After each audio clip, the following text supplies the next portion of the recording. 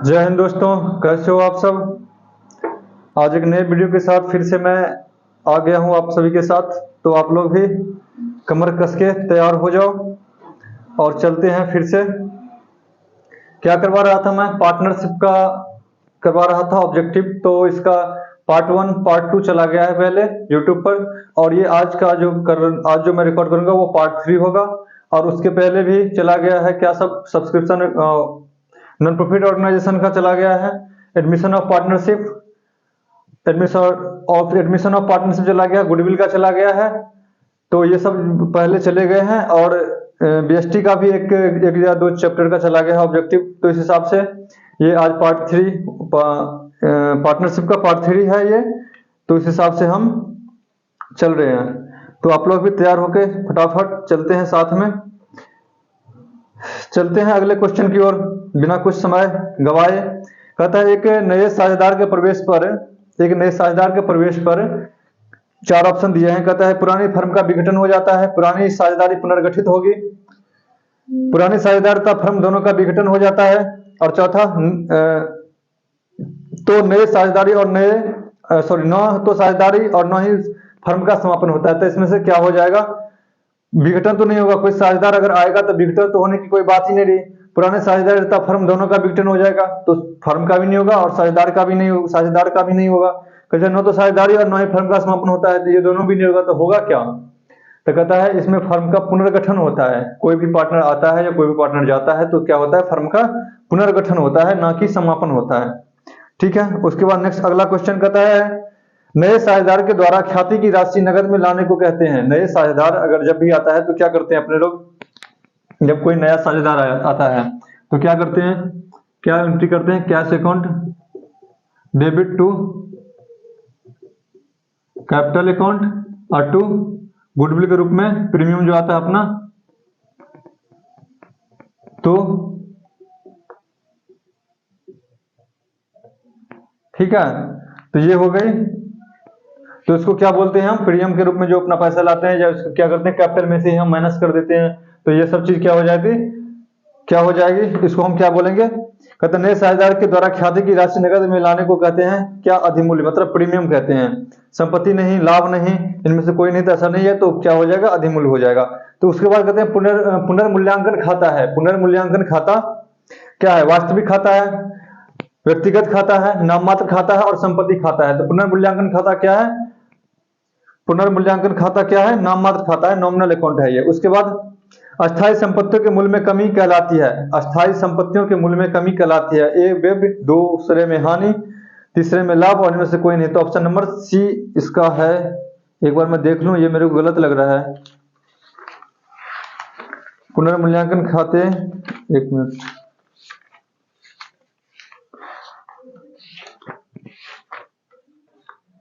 कितना का ये है, अस्थायी संपत्ति के मूल्य में कमी कहलाती है।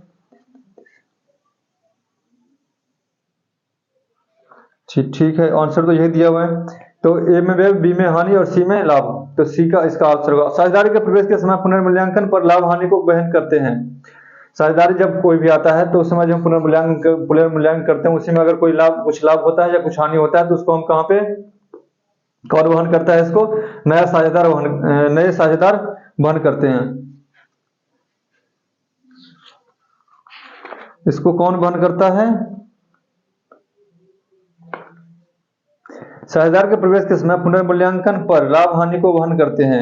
कौन, तो पुनर्मूल्यांकन जो वैल्यूएशन अकाउंट होता है उसको, तो जो लाभ हानि होता है पुनर्मूल्यांकन खाता को, तो पुराने साझेदार अपने पूंजी जो भी उसका रेशियो होता है उस रेशियो में करते हैं। बट यहाँ पे आंसर तो इसका नया साझेदार, तो ऐसा कुछ गलती है इसमें, मेरे को ऐसा लग रहा है। तो चलते हैं नेक्स्ट की ओर। ए तथा बी साझेदार है, उन्होंने सी को 1/3 भाग के लिए साझेदारी में प्रवेश किया। ए और बी, अब यह पे प्रैक्टिकल क्वेश्चन आ गया, तो इसको साथ साथ करते ही चलेंगे। कहता है ए और बी साझेदार है, ए और बी साझेदार है, ए और बी ये पार्टनर है। इसका रेशियो ओल्ड वाला क्या हो जाएगा, मानकर चलते हैं 1:1, क्योंकि दिया कुछ नहीं हुआ तो नॉर्मली हम क्या मानते हैं 1:1। कहता है उन्होंने सी को 1/3 भाग के लिए साझेदारों में प्रवेश दिया। भविष्य में ए तथा बी 2:1 के अनुपात में लाभ बांटेंगे, तो त्याग अनुपात सैक्रिफाइंग रेशियो कहता है निकालने के लिए।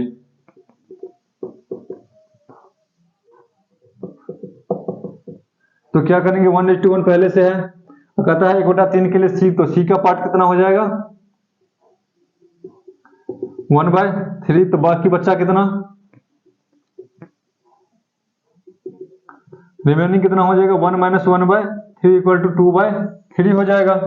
तो 2/3, और ये बोलता है कि हम 2:1 के अनुसार बांटेंगे, तो ए का कितना हो जाएगा 2/3 गुने कितना है 2/3, तो 4/9 और बी कितना हो जाएगा 2/3 गुने 1/3, तो 2/9, और सी का कितना है 1/9। तो इसको कर दो आप पहले।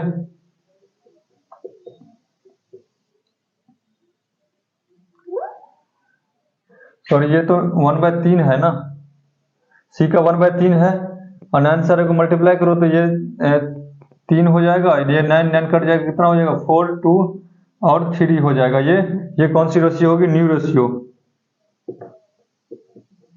4, मतलब 4, 2 और 3। ठीक है, अब क्या देखते हैं सेक्रीफाइंग रेशियो बराबर ओल्ड माइनस न्यू।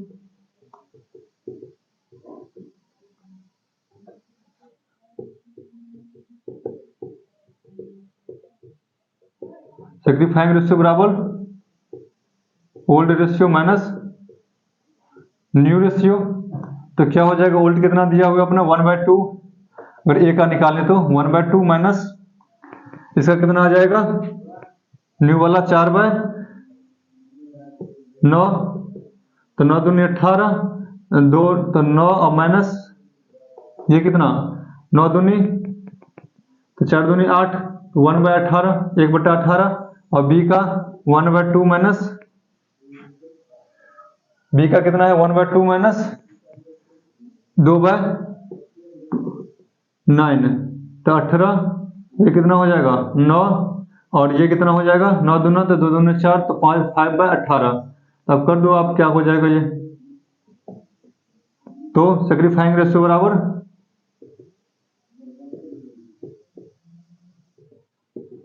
1:5। तो इसका आंसर कितना हो जाएगा 1:5। ये तो आपको लग रहा है कि बहुत लंबा चौड़ा है, ऐसा कुछ नहीं है, बस नॉर्मल सी बात है। तो ये हो जाएगी इस 1:5। उसके बाद अगला क्वेश्चन कहता है मृतक साझेदार को देय राशि चुकाई जाती है। मृतक साझेदार को देय राशि का चुकाई जाती है। किसको चुकाएंगे मृतक साझेदार के, पिता को, दोस्त को, पत्नी को और उत्तराधिकार को। इसका आंसर जो दिया हुआ पिता को दिया हुआ है, बट उत्तराधिकार नॉर्मली उत्तराधिकार का होता है, तो मेरे को ये आंसर गलत लग रहा है। उसके बाद आगे चलते कहते पुनर्मूल्यांकन खाता किस समय तैयार किया जाता है, तो प्रवेश के समय, अवकाश ग्रहण के समय, मृत्यु के समय, तो इनमें से सभी सारा पर ही पुनर्मूल्यांकन खाता तैयार करते हैं। उसके बाद वसूली खाता है। वसूली खाता क्या है, नाम मात्र खाता है, वास्तविक खाता है, व्यक्तिगत खाता है, और इनमें से कोई नहीं। तो क्या हो जाएगा ये नाम मात्र खाता है, वसूली खाता, नाम मात्र खाता है, वसूली खाता। उसके बाद फर्म के समापन पर होने वाले व्यय को कहते हैं, फर्म के समापन के टाइम में जो खर्चा के लिए जो व्यय पर होता है उसको क्या बोलते हैं हम, वसूली व्यय। ठीक है, फर्म के विघटन के समय साझेदारों के पूंजी खाते को क्रेडिट बाकी का भुगतान किया जाता है। किसको, फर्म के विघटन के समय साझेदारों के पूंजी खाते की क्रेडिट, जो भी पूंजी खाते में क्रेडिट पड़ा रहता है, ये इसकी मैं बात कर रहा हूं।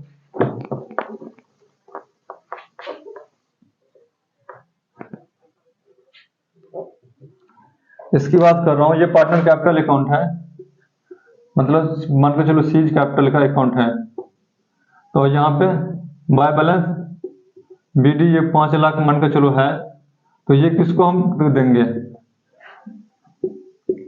यहाँ टू बैंक करके मैं किसी को पे तो करूंगा ना, ये इसको अकाउंट में थोड़ी ना पड़ा रहेगा बैंक पार्टनरशिप में। तो उसी की बात कर रहे, कहते फर्म के विघटन के समय फर्म के विघटन के समय साझेदारों के पूंजी खाते को की क्रेडिट बाकी का भुगतान किया जाता है। किसको, साझेदारों को, फर्म को, पत्नी को, और इनमें से कोई नहीं। तो क्या हो जाएगा इसका, साझेदारों को। उसके बाद कहते हैं कानूनी व्ययों को वसूली खाते किस पक्ष में लिखा जाता है। कानूनी व्यय, जो भी कानूनी व्यय होता है उसको किस पक्ष में लिखते हैं हम, डेबिट साइड में लिखते हैं। उसके बाद फर्म के विघटन के समय संपत्ति का पुस्तकीय मूल्य वसूली खाते के किस पक्ष में लिखा जाता है, पुस्तकीय मूल्य। तो रियलाइजेशन अकाउंट जब बनाते हैं हम लोग, ये रियलाइजेशन अकाउंट अगर मान के चलते हैं ये रियलाइजेशन अकाउंट, और यहाँ पे क्या करते हैं, टू एसेट, सारे एसेट मतलब सन्ड्री एसेट, आप जो भी एसेट के रूप में आएगा वो सारा यहाँ पे करते हैं। तो ये हो जाएगा। तो कहाँ पे दिखाते हैं हम, ये डेबिट साइड में। ठीक है। उसके बाद साझेदार का दिवालिया होना किस प्रकार का समापन है? साझेदार का दिवालिया होना किस प्रकार का समापन है? अनिवार्य समापन, संयोग द्वारा समापन, न्यायालय द्वारा समापन, और इनमें से कोई नहीं। तो साझेदार का दिवालिया होना यह अनिवार्य समापन है। निम्न में से किसी वसूली खाते में हस्तांतरित नहीं किया जाता। कहते हैं रोकड़ खाते के शेष को, संचयों के शेष को, रोकड़ खाते के शेष को, संचयों के शेष को और लाभ हानि खाते के शेष को। तो क्या हो जाएगा इसका आंसर? किसी वसूली खाते में हस्तांतरित तो नहीं किया जाता। रोकड़ खाते का शेष, हाँ रोकड़ खाता निम्नलिखित में से किसी वसूली खाते में हस्तांतरित, तो ये तो रोकड़ खाता का शेष होगा। इसमें इसका आंसर डी दिया हुआ है। इनमें से सभी को किसी वसूली खाते में हस्तांतरित नहीं किया जाएगा, लाभ हानि खाते के शेष को। अच्छा ठीक है, हाँ सही बात है। संचय जो है वो तो पार्टनर कैपिटल अकाउंट में चला जाता है। लाभ हानि का कोई बैलेंस रहता है तो वो कहाँ पे चला जाता है? पार्टनर कैपिटल में चला जाता है। रोकड़ खाते का तो अलग से ही होता है। तो ये इनमें से सभी। पुनर्मूल्यांकन खाते के नाम पक्ष पर जमा पक्ष का अधिक क्या कहलाता है? नाम पक्ष पर मतलब क्रेडिट साइड अगर बड़ा है तो डेबिट साइड छोटा है, तो क्या बोलेंगे हम इसको कि लाभ की सिचुएशन में है। उसके बाद कहता है नए साझेदार के प्रवेश के बाद तैयार किए गए आर्थिक चिट्ठे में संपत्तियों और दायित्वों को अभिलेखित करते हैं। नए साझेदार के प्रवेश के बाद तैयार किए गए आर्थिक चिट्ठे में संपत्तियों और दायित्वों को अभिलेखित करते हैं। किस वैल्यू से? पुनर्मूल्यांकित वैल्यू से, चालू लागत वैल्यू से, मौलिक मूल्य पर और वसूली योग्य मूल्य पर। तो क्या हो जाएगा? पुनर्मूल्यांकित मूल्य पर। ठीक है। अगला क्वेश्चन कहता है निम्न में से किसी वसूली खाते में हस्तांतरित किया जाता है? रोकड़ खाते के शेष को, लाभ हानि खाते के शेष को, संपत्तियों के विक्रय से प्राप्त राशि को और संचयों को। तो किसको क्रेडिट उसको वसूली खाते में हस्तांतरित किया जाता है? तो रोकड़ खाते को तो अलग से अकाउंट बनता है। बड़ा हानि खाते तो पार्टनर कैपिटल अकाउंट में जाते हैं। संचय भी पार्टनर कैपिटल अकाउंट में जाता है। तो क्या जाता है वसूली खाते में? संपत्ति जो भी एसेट होता है, ये एसेट मैंने दिखाया ना, तो यहाँ जो बिकेगा वो क्रेडिट साइड में पैसे आएंगे। तो वो क्या हो जाएगा? संपत्तियों से विक्रय से प्राप्त राशि को। ठीक है। विघटन व्ययों को वसूली खाता किस पक्ष में लिखा जाता है? विघटन व्यय मतलब वसूली व्यय जिसको बोलते हैं। तो विघटन व्यय को किस पक्ष में लिखा जाता है? डेबिट पक्ष में।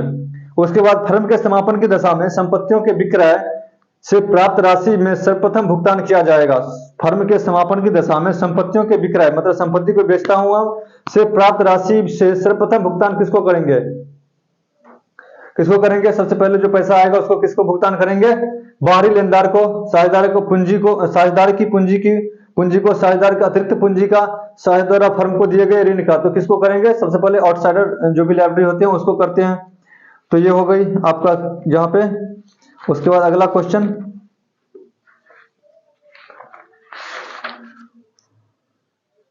कहता है विविध देनदार 80,000 रुपया की राशि, 80,000 रुपया को 5% छूट पर वसूली की गई।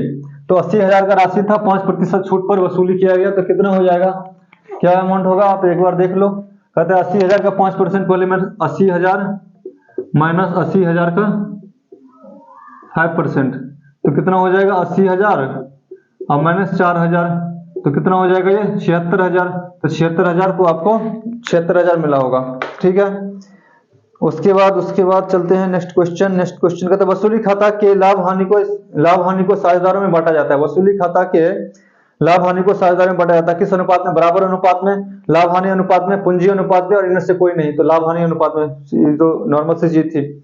उसके बाद कुल बिक्री 3 लाख, प्रारंभिक लेनदार 25,000 तथा अंतिम देनदार 36,000। तो नगद बिक्री कितनी होगी? मान के चलो एक क्वेश्चन है आपका, कुल बिक्री टोटल सेल कितना दिया है? 3 लाख। ठीक है। ओपनिंग डेटर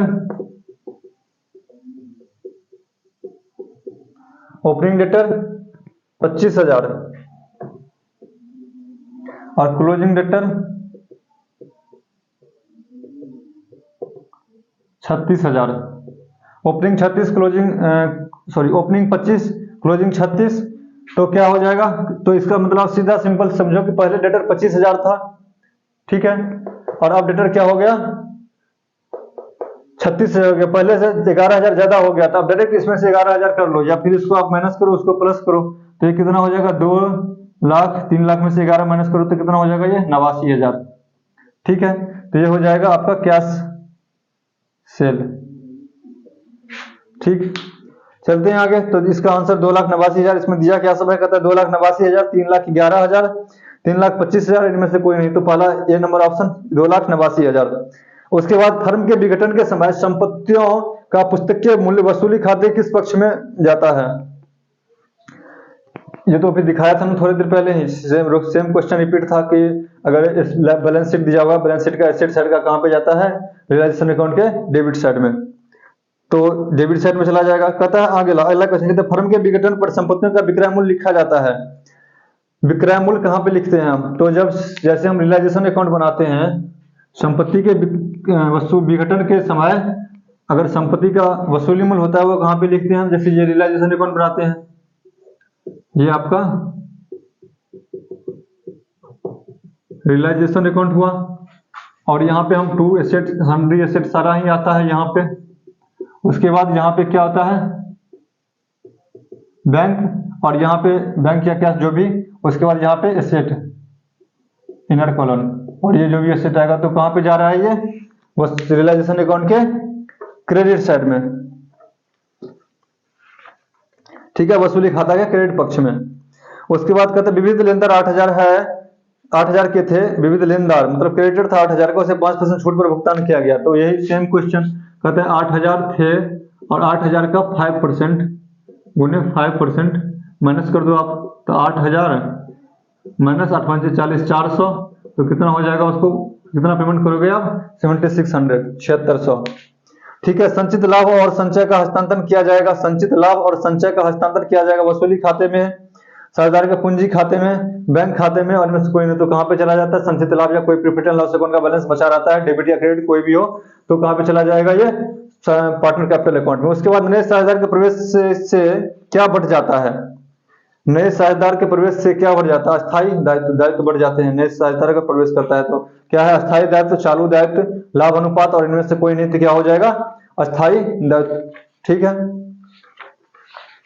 उसके बाद नेक्स्ट क्वेश्चन, ये वीडियो थोड़ा मैं बड़ा रखने वाला हूं तो आप लोग प्लीज साथ रहिएगा। नेक्स्ट क्वेश्चन कहता है फर्म के विघटन पर साझेदारों के ऋण खाते को हस्तांतरित करेंगे। ये क्वेश्चन पहले भी आया था। फर्म के विघटन पर साझेदार के ऋण खाते को कहां करेंगे, वसूली खाते में, साझेदार के पूंजी खाते में, साझेदार के चालू खाते में, और इनमें से कोई नहीं। तो कहीं पर भी नहीं, इसका अलग से पार्टनर लोन अकाउंट बनता है, तो इसमें से कोई नहीं इसका आंसर होगा। फर्म के विघटन पर बैंक अधिविकास को हस्तांतरित करेंगे, कहां पे करते हैं, जितने भी लायबिलिटी होती हैं बैलेंस शीट में, उसको क्या पे करते हैं, रियलाइजेशन अकाउंट के क्रेडिट साइड में। ठीक है, तो कहां पे करते हैं, रियलाइजेशन अकाउंट में करते हैं।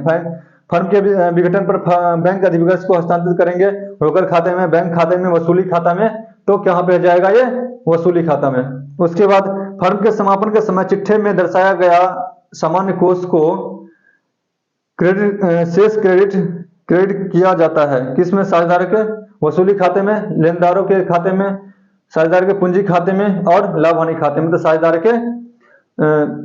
साझेदार के पूंजी खाते में। ठीक है, फर्म के समापन पर सबसे अंत में कौन सा खाता बनाया जाता है? फर्म के समापन पर सबसे अंत में कौन सा खाता बनाते हैं हम लोग? 3 अकाउंट बनाते हैं ना, क्या सब बनाते हैं हम?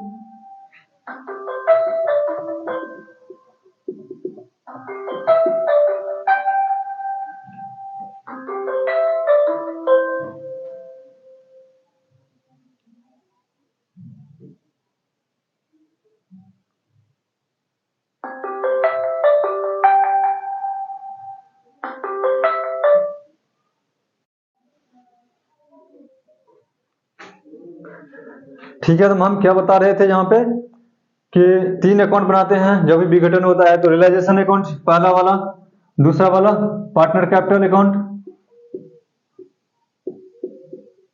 और तीसरा क्या बनाते हैं, कैश या बैंक अकाउंट।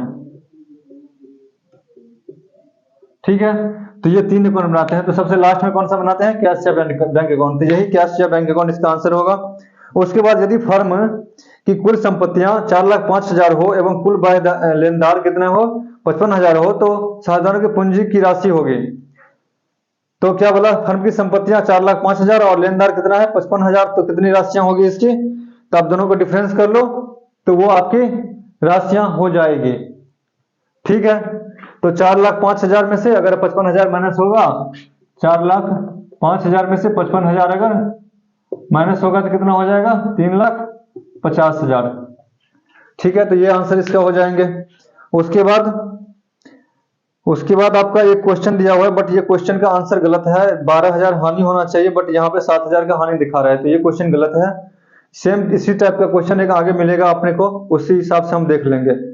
कहते हैं अगला क्वेश्चन करते हैं इसको छोड़ करके। फर्म के विघटन पर साझेदारों के पूंजी खाते बंद किए जाते हैं। फर्म के विघटन पर साझेदारों के पूंजी खाते बंद किए जाते हैं बैंक खाते के माध्यम से, वसूली खाते के माध्यम से, और आहरण खाते के माध्यम से, ऋण खाते के माध्यम से। तो किससे बंद करोगे आप? कैश या बैंक अकाउंट के माध्यम से बंद करोगे, क्योंकि अल्टीमेट क्या करते हैं हम लोग? कैश बैंक अकाउंट में जिसको जो भी लेना देना होता है सारा क्लोज करके अब बस पार्टनरशिप का बिजनेस जो होता है वो खत्म हो जाता है। तो किसके माध्यम से करेंगे हम? बैंक खाते के माध्यम से। ठीक है, उसके बाद अगला क्वेश्चन, फर्म के समापन पर होने वाले व्यय को कहते हैं। फर्म के समापन पर होने वाले व्यय को कहते हैं वसूली व्यय, कानूनी व्यय, हानिगत व्यय, और इनमें से कोई नहीं। तो क्या हो जाएगा? ये फर्म के समापन पर जो भी खर्चा होता है उसको हम क्या बोलते हैं? वसूली व्यय। उसके बाद फर्म के विघटन के समय साझेदार के पूंजी खाते के क्रेडिट शेष का भुगतान किया जाता है। फर्म के विघटन के समय साझेदार के पूंजी खाते का भुगतान किसको करेंगे? हम साझेदार को ही करेंगे। फर्म के विघटन के समय संपत्तियों का पुस्तकीय मूल्य वसूली खाते के किस पक्ष में लिखा जाता है? संपत्ति का वसूली मूल्य, पुस्तकीय मूल्य किस कैसे लिखेंगे? तो ये भी बताया था थोड़ी देर पहले। रियलाइजेशन अकाउंट बनाते हैं, रियलाइजेशन का डेबिट साइड में, टू सन्ड्री एसेट जो भी होता है उसके हिसाब से, तो डेबिट साइड पक्ष में हो जाएगा। उसके बाद कहता है विविध लेनदार 9,000 के थे, उन्हें 5% छूट पर भुगतान किया गया, वसूली खाते को डेबिट किया जाएगा। तो 9,000 का 5% आप माइनस कर दो, 9,000 माइनस 9,000 का 5%, तो 9,000 माइनस 9 45, 450, कितना हो जाएगा ये? 8550 रुपये। ठीक है, कोई प्रॉब्लम? तो ये रही आपकी। उसके बाद अगला क्वेश्चन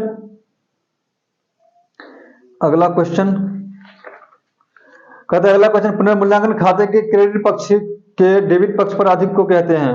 पुनर्मूल्यांकन खाता का क्रेडिट पक्ष का साइड से डेबिट पक्ष का साइड अगर छोटा है तो उसको क्या बोलेंगे हम? लाभ की सिचुएशन में जाता है वो। उसके बाद अगला क्वेश्चन कहते हैं ए बी सी एक फर्म में साझेदार है, यदि डी नए साझेदार के रूप में प्रवेश करता है तो क्या हो जाएगा? फिर अगला पीछे क्वेश्चन अगले पूछा हुआ था, पुनर्गठित होगा, फर्म का विघटन हो जाएगा, साझेदारी फर्म का विघटन हो जाएगा, तो ये सब सारे, और इनमें से सभी या कोई नहीं है स्टेप का, तो इसमें क्या हो जाएगा? साझेदारी फर्म का क्या हो जाएगा? कोई पार्टनर आता है या कोई पार्टनर जाता है तो साझेदारी फर्म का पुनर्गठन होता है, ना कि समापन या विघटन।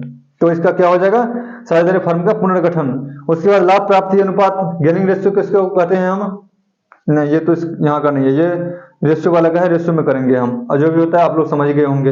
उसके बाद यदि नए साझेदार के प्रवेश के समय पुस्तकों में लाभ हानि खाते का शेष है, नए साझेदार के प्रवेश के समय पुस्तकों में लाभ हानि का शेष है, तो उसे हस्तांतरित करेंगे कहाँ पे करेंगे हस्तांतरित? लाभ हानि समायोजन खाता में? No boss.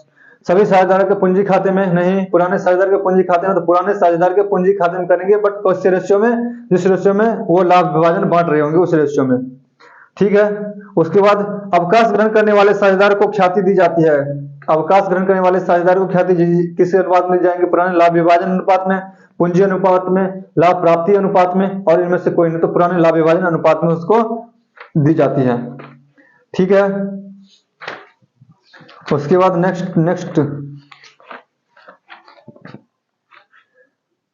अगला क्वेश्चन है, साझेदारी फर्म के पुनर्गठन पर अलिखित संपत्ति का लेखा करने पर होगा।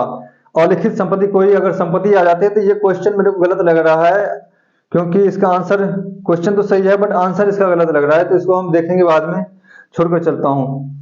कहता है साझेदारी फर्म के अलिखित संपत्ति का लेखा करने पर जो भी होगा देखेंगे।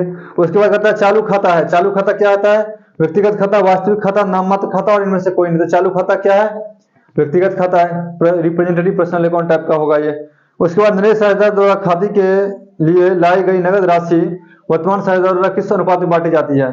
तो किस अनुपात में? तो रेशियो का है ये, रेशियो का। उसके बाद वसूली खाता है, वास्तविक खाता, नाममात्र खाता, तो वास्तविक खाता, और इनमें से कोई नहीं, तो वसूली खाता क्या है? नाममात्र खाता। ठीक है, उसके बाद जब गैर अभिलेखित दायित्वों का भुगतान किया जाता है तो दर्शाएंगे। गैर अभिलेखित दायित्व का अगर हम भुगतान करेंगे तो संपत्ति कहाँ से दिखलाएंगे? इसको हम वसूली खाता के नाम पक्ष से दिखाएंगे। ठीक है, चलते हैं नेक्स्ट क्वेश्चन। कहता है जब कोई साझेदार किसी बाह्य दायित्व के भुगतान का दायित्व ले लेता है, मतलब कोई साझेदार है जो पूरा बाहरी कोई दायित्व का भुगतान ले लेता है, तो खाता क्रेडिट किया जाएगा। कहाँ पे क्रेडिट किया जाएगा? वसूली खाता में क्रेडिट किया जाएगा। तो वसूली खाता है, रोकड़ खाता है, साझेदार का पूंजी है और इनमें से कोई क्या हो जाएगा? वसूली खाता। उसके बाद नेक्स्ट क्वेश्चन,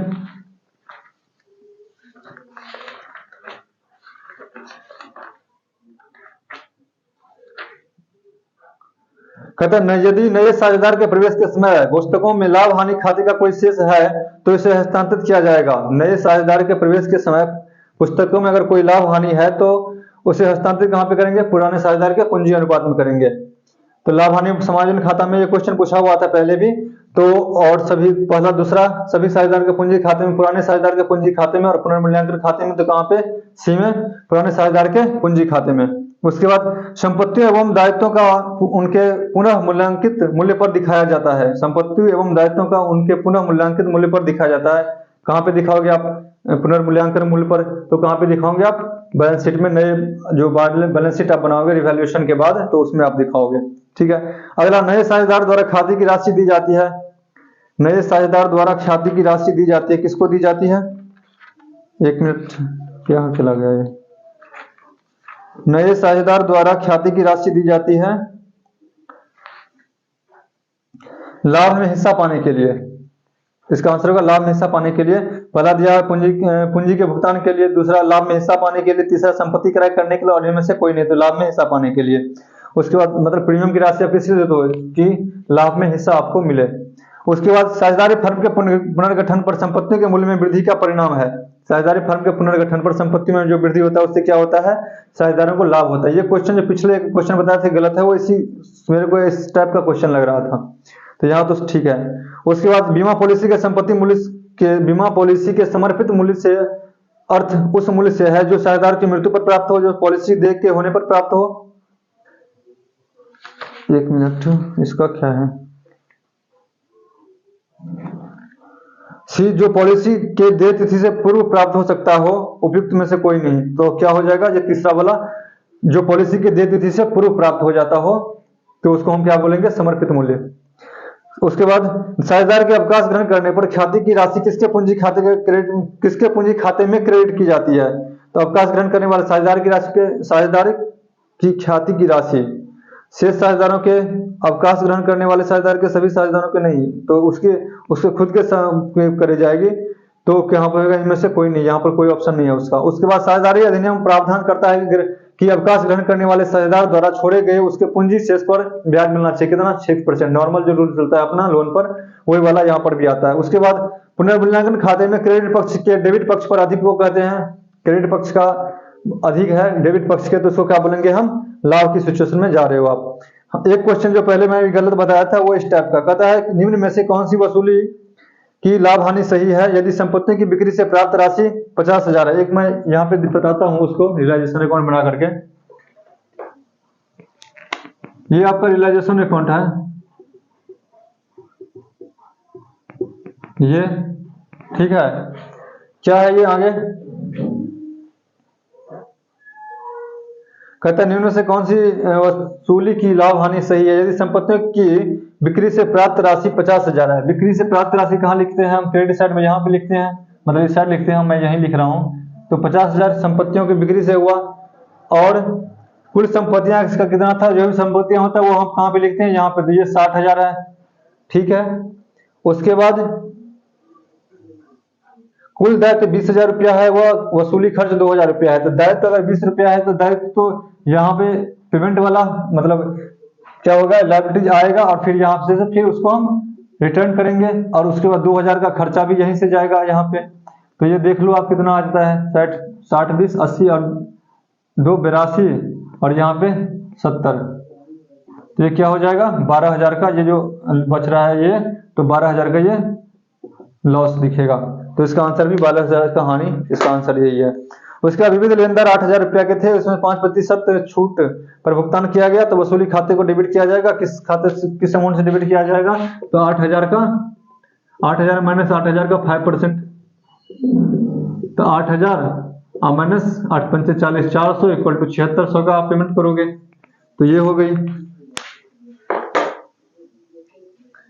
ठीक है, चलते हैं आगे। कहते हैं अगला, कहते हैं फर्म के विघटन के समय साझेदारी के पूंजी खाते के क्रेडिट शेष का भुगतान किया जाएगा। किसको किया? पूंजी खाते के क्रेडिट शेष का भुगतान किसको करेंगे? उसी साझेदार को करेंगे। और किसको करेंगे? फर्म को, पत्नी को तो ऐसा कुछ नहीं, उसके साझेदार को ही करेंगे। कहते हैं फर्म के विघटन पर अगला क्वेश्चन, फर्म के विघटन पर साझेदार के पूंजी खाते बंद किए जाते हैं। कौन अल्टीमेट बंद करता है पूंजी खाता? तो लास्ट में बैंक अकाउंट से। ये भी क्वेश्चन रिपीट ही है लगभग। तो बैंक खाते से बंद होंगे। उसके बाद करते हैं नेक्स्ट क्वेश्चन की ओर। कहते हैं पुनर्मूल्यांकन खाते का शेष पुराने साझेदारों के पूंजी खाते में हस्तांतरित किया जाता है। किस अनुपात में? पुराने लाभ विभाजन मतलब लाभ हानि अनुपात में, नए लाभ हानि अनुपात में, समान अनुपात में, और इनमें से कोई नहीं। तो पुराना वाला चीज है तो पुराने अनुपात में आप बांटो। तो क्या हो जाएगा? पुराने लाभ हानि अनुपात में। उसके बाद पुनर्मूल्यांकन खाता है व्यक्तिगत खाता, वास्तविक खाता, नाम मात्र खाता, और इनमें से कोई नहीं। तो पुनर्मूल्यांकन खाता क्या है? नाम मात्र का खाता है। उसके बाद मृतक साझेदार के निष्पादक को साझेदार की मृत्यु की तिथि से देय राशि पर ब्याज दिया जाएगा। 6% नॉर्मल रूल चलता है यहाँ पर भी। उसके बाद नए साझेदारी समझौते के बाद तैयार किए गए चिट्ठे में संपत्ति तथा दायित्वों का लेखा किया जाता है। किस मूल्य पर? रिवैल्यूएशन अकाउंट बनाने के बाद जो भी रिवैल्यूड वैल्यू होती है उस वैल्यू पर हम करते हैं कि बैलेंस शीट में। तो ये बात आपकी किसी पुनर्मूल्यांकन मूल्य पर। उसके बाद निम्न में से कौन सी संपत्ति एक नए साझेदार के प्रवेश के समय अनिवार्यता पुनर्मूल्यांकित किया जाता है? तो गुडविल को तो पुनर्मूल्यांकन किया ही जाता है, तो गुडविल ही होगा इसमें। दिया क्या सब है? रहतिया, अस्थायी संपत्ति, निवेश तो और गुडविल, तो गुडविल होगा। पुनर्मूल्यांकन खाता किस समय तैयार किया जाता है? अवकाश के समय, प्रवेश के समय, मृत्यु के समय। तो ये हर समय तैयार किया जाता है। तो इनमें से सभी इसका आंसर होगा। ठीक है, चलते हैं नेक्स्ट।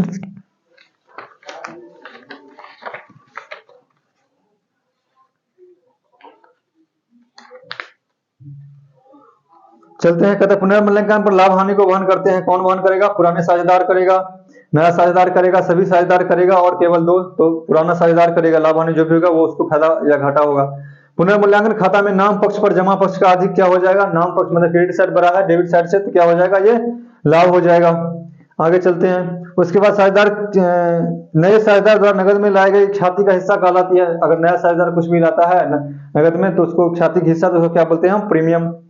और क्या सब दिया है? संपत्ति, लाभ, प्रीमियम, और इनमें से कोई नहीं तो क्या हो जाएगा? प्रीमियम। उसके बाद साझेदार के अवकाश ग्रहण करने पर ख्याति की पूरी राशि उसके पूंजी खाते में क्रेडिट की जाएगी। साझेदार के अवकाश ग्रहण करने पर ख्याति की पूरी राशि उसके पूंजी खाते में क्रेडिट की जाएगी। शेष साझेदारों के पूंजी खाते में क्रेडिट की जाएगी, क्योंकि जो वो लाता है वो क्या कर लेता है? पुराने साझेदार अपने जो भी सेक्रीफाइंग रेशियो होता है उस रेशियो के हिसाब से वो बांट लेता है। तो क्या हो जाएगा? अवकाश ग्रहण करने वाले साझेदार, शेष साझेदार, सभी साझेदार, और इनमें से कोई नहीं तो क्या हो जाएगा? शेष साझेदार। उसके बाद अवकाश ग्रहण करने के समय पुनर्मूल्यांकन के लाभ हानि को वहन किया जाता है। अवकाश ग्रहण करने के समय पुनर्मूल्यांकन के लाभ हानि को वहन किया जाता है। कौन सा? बचे हुए साझेदार द्वारा, सभी साझेदार द्वारा, नए साझेदार द्वारा, और इनमें से कोई नहीं तो सभी साझेदार द्वारा। आंसर होगा मृतक साझेदार को देय राशि चुकाई जाती है। किसको? पिता को, दोस्त को, पत्नी को, उत्तराधिकार को। तो आंसर पहले गलत था, बट यहाँ पे इसका आंसर क्या है? एक मिनट मैं देख लूं। 21 का डी, हाँ यहाँ पर तो डी है, सही है। यहाँ पे बस पीछे जो रिपीट था ना वहाँ पे आगे जो अभी मैंने पीछे क्वेश्चन दिखा है वहाँ पे ये दूसरा पिता को दिया हुआ था तो वो आंसर गलत था, बट यहाँ पे सही है। उसके बाद किसी फर्म के साझेदार की मृत्यु पर अंतिम भुगतान कहाँ पे करें? किसको करेंगे? निष्पादक मतलब एग्जीक्यूटर अकाउंट होता है। यहाँ पे क्या सोच दिया है? पूंजी खाता, निष्पादक खाता, चालू खाता और ऋण खाता। तो कहाँ पे? निष्पादक खाता मतलब एग्जीक्यूटर अकाउंट। उसके बाद मृतक साझेदार के निष्पादक को मतलब एग्जीक्यूटर को साझेदार की मृत्यु तिथि से देय तिथि पर ब्याज की राशि कितनी? नॉर्मल सी 6%। अब ऐसे ही साझेदार की संयुक्त जीवन पॉलिसी खाता है। कौन सी खाता है? नाम मात्र, व्यक्तिगत खाता, दायित्व और संपत्ति। तो कौन सी खाता? व्यक्तिगत खाता। ठीक है। पुनर्मूल्यांकन खाता किस समय तैयार किया जाता है? प्रवेश के समय, अवकाश ग्रहण के समय, मृत्यु के समय। इनमें से सभी नहीं। पुनर्मूल्यांकन खाता इस तीनों में से सभी पर कर जाते तो अब तो सबसे D1 ऑप्शन इनमें से सभी। फर्म के विघटन के समय साझेदार के पूंजी खाते की क्रेडिट बाकी का भुगतान किया जाता है साझेदारों को। तो साझेदार को जिसका होगा उसी को करेंगे, साझेदार को, फर्म को, पत्नी को, तब साझेदार को। ठीक है। समापन व्यय को वसूली खाते किस पक्ष में? पहले भी आया था, डेबिट पक्ष में। फर्म के विघटन के समय संपत्ति का पुस्तकीय मूल्य वसूली खाते किस पक्ष में? संपत्ति का वसूली पुस्तकीय मूल्य कहाँ पे जाता है? रिलायंस अकाउंट का डेबिट साइड में, टू सन्ड्री सेट करके, तो डेबिट साइड में। उसके बाद वसूली खाता है, नाममात्र खाता है, व्यक्तिगत खाता है, वास्तविक खाता है, तो ये वसूली खाता नाममात्र खाता है, ये तो पहले भी आया था। उसके बाद फर्म के विघटन पर साझेदार के पूंजी खाते बंद किए जाते हैं, बैंक खाते द्वारा बंद किया जाता है, उसको पेमेंट लेना है तो ले लेता है और देना है तो दे देता है, फिर उस तरह से वो क्लोज हो जाता है। ठीक है। फर्म के समापन पर होने वाले व्यय को कहते हैं वसूली व्यय, पहले भी आया था। वसूली व्यय, कानूनी व्यय, हानिगत व्यय, इनमें से कोई नहीं तो क्या हो जाएगा, ये वसूली व्यय हो जाएंगे। उसके बाद फर्म साझेदार द्वारा फर्म का ऐच्छिक समापन किया जाता है, कब किया जाता है? 1/3:3/4 इनमें से सभी, और बहुमत के आधार पर, तो यहाँ पे क्या हो जाएगा, बहुमत के निर्णय द्वारा। फर्म के समापन पर सबसे अंत में कौन सा खाता बनाना चाहिए? वसूली खाता बनाना चाहिए, रोकड़ खाता बनाना चाहिए, पूंजी खाता बनाना चाहिए, और इन खाता तो क्या हो जाएगा इस यहाँ पे, वसूली खाता बनाना चाहिए। समापन पर ख्याति खाता हस्तांतरित किया जाता है, वसूली खाता में, पूंजी खाता में, आहरण खाता में, और ऋण खाता में, तो कहाँ पे, वसूली खाता में।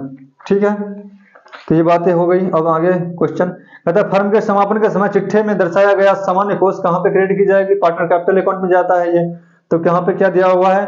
पूंजी वसूली खाता में, लेनदारों के खाता में मतलब क्रेडिटर अकाउंट में, कैपिटल अकाउंट में, और प्रॉफिट एंड लॉस अकाउंट में। कहाँ पे चला जाएगा ये? पूंजी खाता मतलब कैपिटल अकाउंट में। उसके बाद चिट्ठे में दिखाई गई रोकड़ बाकी की समापन के समय दिखाया जाएगा, रोकड़ खाते में, वसूली खाते में, पूंजी खाते में, तो कहाँ पे, वसूली सॉरी रोकड़ खाते में। फर्म के विघटन पर बैंक अधिविकर्ष पहले भी आया था, कहाँ पे जाता है ये? वसूली खाते में जाता है। फर्म के विघटन पर साझेदारों के ऋण खाते को हस्तांतरित किया जाएगा, कहाँ पे? उसके लिए ऋण खाते के अलग से पार्टनर जोनल अकाउंट बनते हैं, तो वहां पे हम कर लेंगे। ठीक है, चलते हैं नेक्स्ट क्वेश्चन।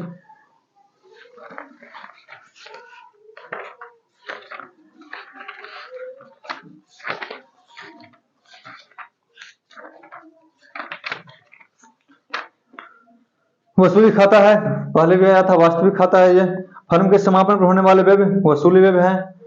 उसके बाद मृतक साझेदार के निष्पादक को मृत्यु की तिथि से देय तिथि की राशि 6% देना है, ये भी पता है। और उसके बाद कुछ नहीं है। और इस तरह से आपका ये पार्ट 3 में, पार्ट 3 पार्टनरशिप का अभिव्यक्त पार्ट 2 पहले गया था, पहले एक 1 फिर 2 और ये आज 3 वाला ये मैं रिकॉर्ड कर रहा हूँ। तो ये 3 वाला द एंड होता है, मतलब पार्टनरशिप तक का आपका सारा ऑब्जेक्टिव खत्म हो गया। पास्ट ईयर में जितने भी आए थे 10-12 साल में सारा का सारा ऑब्जेक्टिव मैंने करा दिया। तो अब मैं आगे क्या करूंगा, इसी तरह से जैसे मान के चलिए शेयर का अलग करवा दूंगा मैं, डिबेंचर वाले का अलग करवा दूंगा, और कैश फ्लो और वो स्टेटमेंट सब जो कंपैरेटिव कॉमन साइज स्टेटमेंट इस सब का अलग से करवा दूंगा। तो ये सब इस तरह से आपकी सारी ऑब्जेक्टिव अकाउंट की 3 से 4 क्लास और मेरे को लगता है ऐसा लगेगा, और उसमें आपके सारे 5 क्लास लग जाए तो उसमें आपके सारा का सारा मैं कवर करवा दूंगा। तो आप लोग ये बताओ कि आप लोग कैसे पढ़ाई कर रहे हो, और पढ़ाई के साथ साथ जो है ना, पढ़ाई को आप वो मत लो, पढ़ाई को एक प्यार के साथ पढ़ाई को करो, क्योंकि उसके आगे कुछ ऐसा कुछ नहीं है, मतलब ऐसा उसके आगे कुछ है ही नहीं। अगर आप प्यार के साथ पढ़ोगे ना तो पढ़ने में मन भी लगेगा और उबाऊ नहीं आएगा, उबाऊ जैसा पढ़ाई आपको नहीं लगेगा।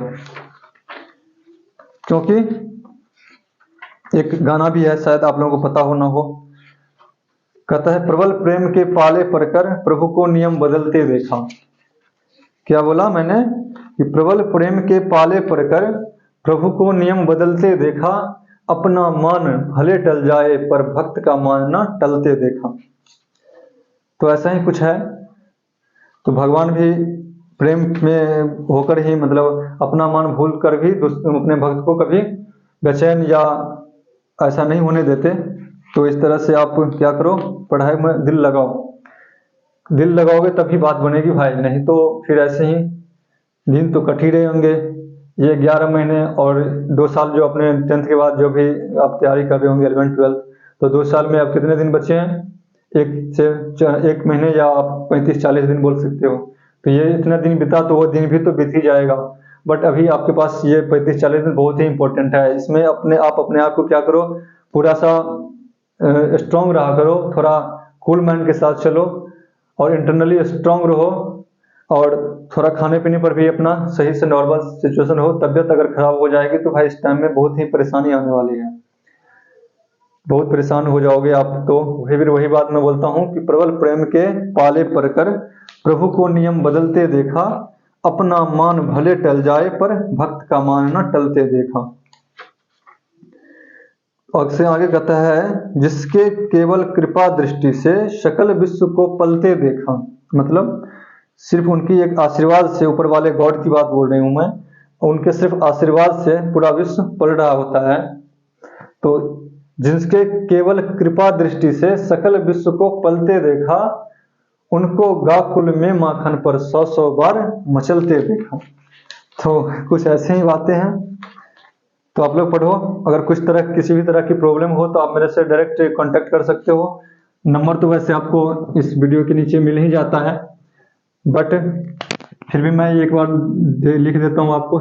मेरा नंबर है 7011013929 और दूसरा नंबर 8816872887।